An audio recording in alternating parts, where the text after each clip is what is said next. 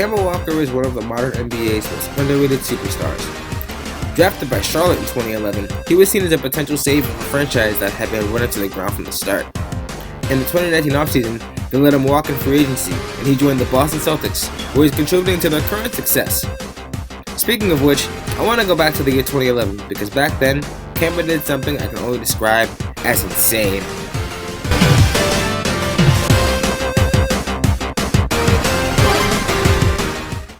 Ah yes, 2011. I remember it well. I was but a young, spry 16-year-old. Some show about people living in Jersey was popular.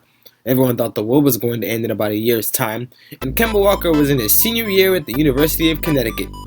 In the regular season, he put up stats that would definitely earn him first team All Big East honors, the Bob Cousy Award for the best college point guard, and even a consensus All-American honor.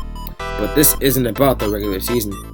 Going into the Big East tournament with a record of 32-9, the Huskies had to settle for a first-round matchup against DePaul, and that's when the magic began.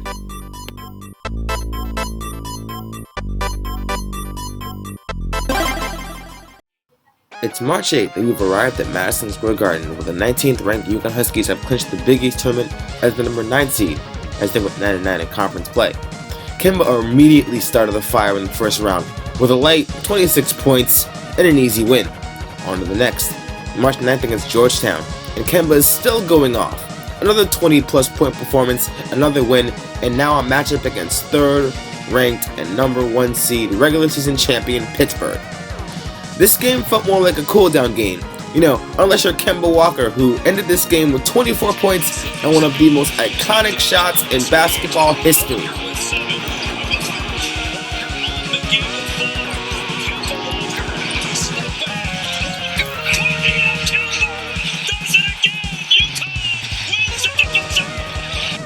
Game over.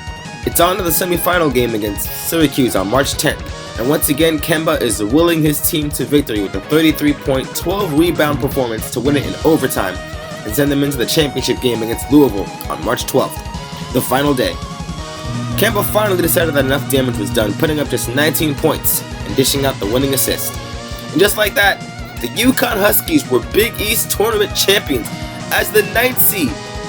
Through that 5-game day stretch, Kemba averaged 26 points, 6 rebounds, and 3 steals a game.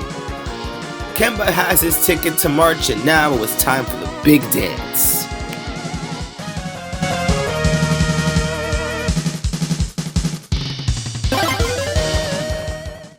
It was back to business on March 17th as UConn entered the NCAA tournament as a number 3 seed.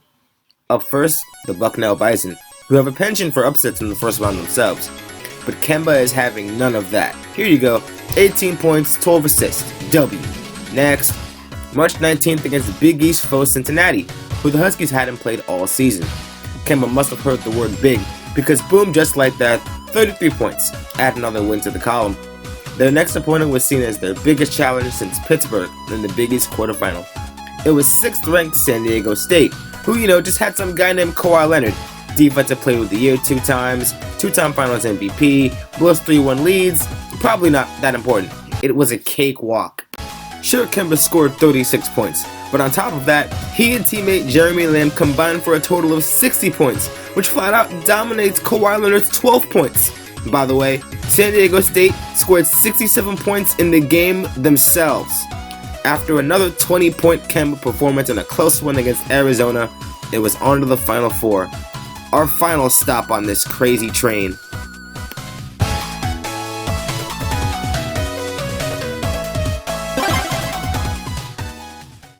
There seem to be only 3 certainties in life: death, taxes, and Kentucky basketball in the Final Four. And that's just who UConn's first opponent would be in Houston.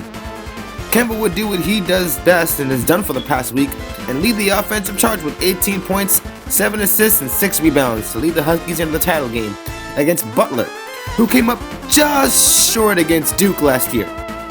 But Kemba would continue to be great, scoring a modest 16 points. Kemba Walker had now led the Connecticut Huskies to an 11-game win streak of pure dominance to win a national championship. For almost 2 weeks, he had defined what March Madness is all about. and had his one shining moment. Not bad for a kid from the Bronx. Case closed.